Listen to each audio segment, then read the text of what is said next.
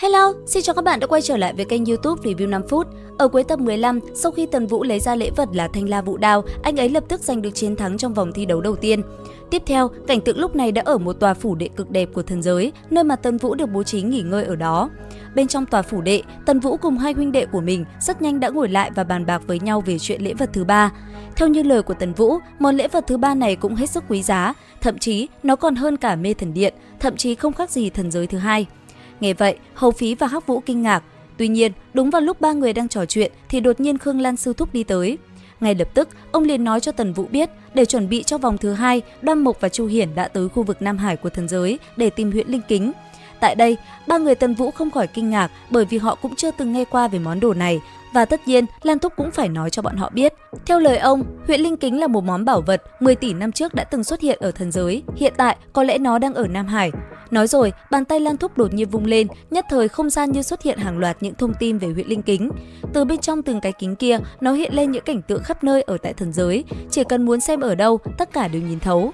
Nghe được lời của Lan Thúc, Tần Vũ vô cùng nóng lòng. Thế nhưng, đường tới Nam Hải ông cũng không thể chỉ cho Tần Vũ. Cuối cùng, ông liền nói Tần Vũ và huynh đệ của mình bám theo Đoan Mộc và Chu Hiển đi tới Nam Hải là cách tốt nhất. Và không chậm trễ, sau khi nói vài lời với Lan Thúc, cả ba người Tần Vũ cũng mau chóng đi đuổi theo hai gã đối thủ của mình. Cứ như thế, dùng tốc độ nhanh nhất, cả ba người nhanh chóng lướt trên mặt nước và tiến về phía xa. Thoáng chốc, bọn họ đã băng qua rất nhiều nơi. Không lâu sau, Tần Vũ rốt cuộc cũng đuổi kịp hai tên Chu Hiển. Ngay lập tức, từ trên không trung đáp xuống, ba người cùng xuất hiện tại một hòn đảo. Thế nhưng vừa đến, bất chợt ba người lại thấy một con yêu thú đã bị trọng thương trên bờ biển, sau đó nó lại hóa thành hư ảnh hình người. Nhìn cả ba, nó quát: "Các ngươi là ai? Vì sao lại tới hòn đảo của ta?" Nghe vậy, Hầu Phí nóng như kem, hắn lập tức vung cây hắc bổng về phía tên kia quát, bắt tên kia phải giao ra tin tức về huyễn linh kính. Đáng tiếc, tên kia cũng không biết gì, thế nhưng hắn ta lại tiết lộ cho ba người, ở đây có lẽ đảo chủ của đảo Trúc Lâm chắc chắn sẽ biết. Tới đây không chút chậm trễ, ba người dựa theo chỉ dẫn của con yêu thú hóa hình kia, lập tức bay nhanh về phía xa, nơi đảo chủ Trúc Lâm đảo sinh sống. Tuy nhiên, ngay khi ba người tới nơi, bọn họ đã liền nhìn thấy đám người Chu Hiển cũng ở gần đó. Phía bên kia, Chu Hiển cũng mau chóng tiến về phía ba huynh đệ. Ngay lập tức, một tràng đấu khẩu đầy những lời mỉa mai và khiêu khích cũng liền diễn ra. Mặc dù vậy thì sau một hồi, hai bên cũng dừng lại. Sau đó, hai bên chia làm hai ngả rồi tiến về phía xa. Đến một nơi vắng vẻ, thân hình Tần Vũ đứng giữa không trung, thần thức như một cột sáng màu vàng liền tỏa ra, rồi bao phủ khắp hòn đảo này lại. Mỗi một cử động của bất cứ sinh vật trên đảo liền bị anh ấy nắm rõ. Giờ khắc đó, theo sự quan sát của Tần Vũ, anh ấy thấy đám người Đoan Mộc và Chu Hiển đã tiến vào rừng trúc. Tuy nhiên, Tần Vũ lại phát hiện ra toàn bộ nơi này là một cái đại trận, một khi lạc vào chỉ sợ sẽ không có đường ra. Và quả nhiên đúng như Tần Vũ suy đoán, ngay khi đám người Chu Hiển bước tới rừng trúc, bọn hắn đã lập tức lạc vào một cái đại trận. Từng cây trúc đã bao vây bọn họ ở bên trong, khiến đám người này không có cách nào thoát ra được.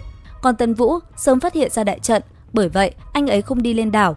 Thấy thế, vị đạo chủ đảo Trúc Lâm tên Dịch Phong cũng kinh ngạc. Ngay lập tức, thân hình ông cũng liền xuất hiện, từng bước chân chậm rãi đi về phía ba người Tần Vũ, thanh âm vang lên nói: "Không ngờ rằng ta rời thần giới mấy tỷ năm đã xuất hiện một nhân vật thiên tài. Tại hạ Tần Vũ tham kiến tiền bối, lần này tại hạ tới là vì huyễn linh kính." Nghe vậy, vị đạo chủ kia cũng bất ngờ, cứ thế ông cùng ba người Tần Vũ trò chuyện. Sau một hồi, biết ba tốp người đến đây vì chuyện chiêu thân, ông liền thả Chu Hiển và Đoan Mộc ra.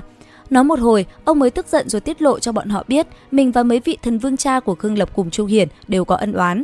Cuối cùng, ông nhìn cả ba quát: "Ta báo cho các ngươi biết, huyễn linh kính đang ở trong một tòa phủ đệ sâu dưới Trúc Lâm đảo, các ngươi có bản lĩnh thì đi tìm đi." Nói rồi, vị thần vương này cũng liền biến mất, để lại ba nhóm người đang hoang mang. Không chậm trễ, Chu Hiển phi thẳng xuống nước. Còn Đoan Mộc cùng Tần Vũ, hai người trò chuyện với nhau một lát, sau đó cả hai mới chia nhau ra đi tìm huyễn linh kính. Và liệu rằng tiếp theo bên nào sẽ đạt được bảo vật? Theo dõi kênh YouTube Review 5 phút để biết thêm chi tiết các bạn nhé. Xin chào và hẹn gặp lại.